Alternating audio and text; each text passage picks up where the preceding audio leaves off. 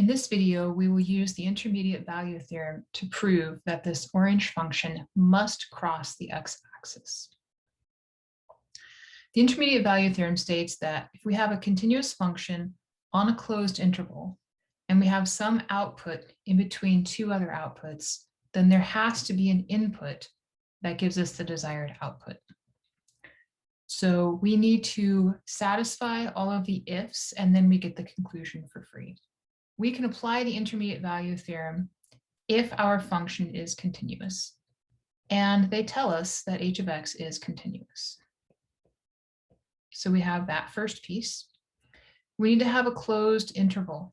What is our closed interval? Well, we've been given some information about this function. We have two data points. So let's define our closed interval to be from 0.5 to 5.5. We could pick any closed interval we want as long as we have relevant output information. I'm just going with what we have in the picture here. Okay, so then u needs to be any number in between f of b, and u needs to be this kind of target that we want. And our goal is to show that h crosses the x-axis, right? This is kind of the goal from the previous slide. And a mathematical way to reflect that goal is to say that h has to be 0 at some point. So we want to pick our u to be 0. Is 0 in between f of a and f of b? So we have that a is going to be our first endpoint, b is going to be our second endpoint. We know that h of a is a positive value, 1.102. We know that h of b is a negative value, negative 1.134.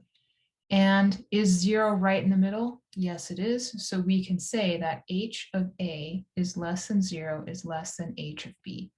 And so we satisfy this third condition, that u needs to be between f of a and f of b. So now that we've satisfied the three hypothesis conditions, we get the conclusion for free.